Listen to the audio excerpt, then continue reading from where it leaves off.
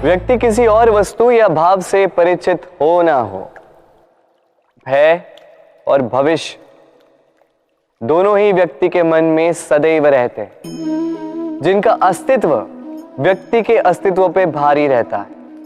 विचित्र है ना? वह वो है जिसे आप नहीं जानते, जो अनजान है, और इसी कारण आपको भय लगता है कि ना जाने क्या होगा। भविष्य वो है जो अब तक घटा ही नहीं, तो जो घटा ही नहीं उसके विषय में चिंता क्यों? आपके हाथ में है वर्तमान। वर्तमान के कर्म सत्य मन से कीजिए और सोचिए ये कि अपने कर्मों को और कितनी श्रेष्ठता से किया जा सकता है। इसलिए आप विश्वास कीजिए, यदि वर्तमान के कर्मों को आप सत्य मन से करोगे तो भय स्वयं ही निकल जाएगा और भविष्य का फल अवश्य ही मीठा होगा। इसलिए भय और भविष्य से डरना छोड़ दीजिए, इस वर्तमान को जी। जीवन में हम कई लोगों से मिलते हैं। आप भी ऐसे कई लोगों से मिले होंगे जिन्होंने स्वयं को असफल मान लिया, निराश हो चुके, जिन्होंने ये स्वीकार कर लिया है कि इस जीवन में उनसे कोई कार्य हो ही नहीं पाएगा, वो कुछ कर ही नहीं सकते, किसी कार्य के वो योग्य ही नहीं। किंतु ऐसा नहीं, इस संसार में ऐसा कुछ भी नहीं है जो योग्य नहीं है।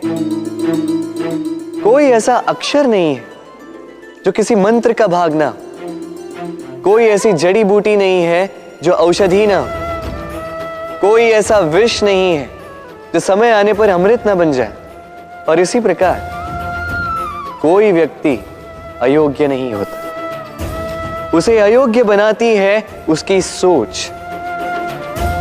इसलिए स्वयं को जानो, जान जाओगे कि आप क्या हो। अपने अंतर मन को जगाएं। आप देखेंगे कि जिस संसार की नींव ही बनी है आशा से, उस संसार में निराशा, हताशा और हार जैसा कोई भाव अस्तित्व ही नहीं रखता। इतना सुंदर पुस्तक है, सुंदर आवरण है, सजाए हुए पृष्ठ है,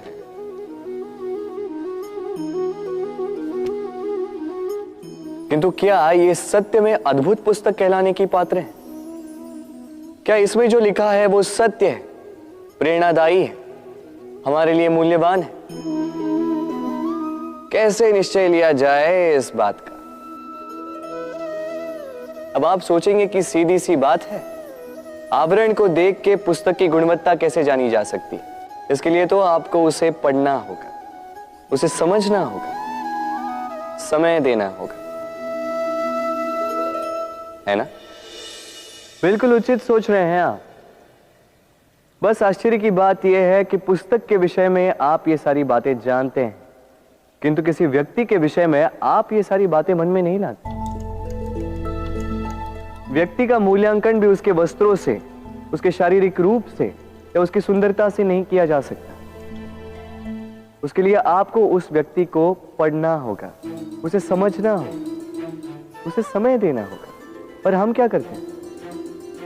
पहनावे, रंग, सुंदरता को देखकर आकर्षित हो जाते हैं, उसे प्रेम समझ बैठते हैं, और आए दिन कोई ना कोई ये कहते सुनाई देता है कि उसकी प्रेम कहानी सफल नहीं हो पाई, उसे छल मिला। किंतु इसमें दोष किसी और का नहीं, स्वयं आपका है। आपने उस व्यक्ति को समय नहीं दिया, आपने उस व्यक्ति के विचार नहीं परखे। प्रेम 2 क्षण में बनने वाला पकवान नहीं है, इसका स्वाद चखने के लिए आपको जीवन भर का समय देना पड़ेगा। तो समय दीजिए, एक दूसरे के रूप से नहीं, आत्मा से जुड़ी, निश्चित ही मन प्रसन्नता से कह उठेगा, राधे राधे। हम में ऐसा कोई नहीं होगा जिसने वृक्षों को ना देखा हो, वृक्षों पे इन पक्षियों को ना देखा, इनके घोंसलों को ना देखा, इन पक्षियों को अपने छोटे छोटे बच्चों को भोजन कराते ना देखा। संसार का सबसे ममत्व वाला दृश्य होता है। चिड़िया दूर से अपनी चोंच में दाना भरकर लाती, स्वयं भोजन करने में असक्षम संतान की चोंच में डालती है, स्वयं भूखी रहकर निस्वार्थ निश्चलता से। और जब संतान के पंख निकल आते हैं, वो उसे उड़ना सिखाती और उसके पश्चात उसे स्वतंत्र कर देती है अपना जीवन जीने के लिए, इस आकाश में उड़ान भरने के लिए। और हम मनुष्य क्या करते हैं? जिस संतान को हम पंछी की भांति पालते हैं, उसके पंख निकलते ही हम उसे बांध देते हैं, ये सोच के कि कहीं वो दूर उड़कर न चली जाए।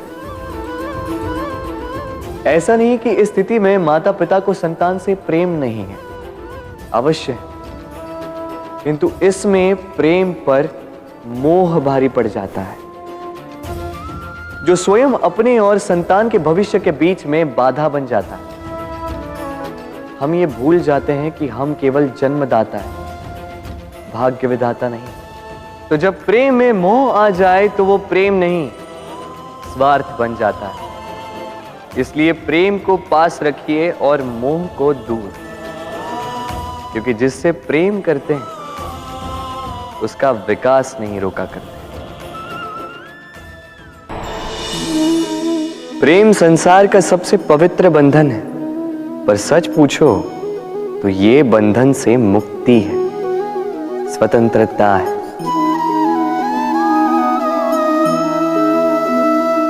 नहीं समझे? समझाता हूं। यदि कोई आपका प्रेम ठुकरा दे, यदि कोई आपका प्रेम समझ ही ना पाए, तो क्या होगा?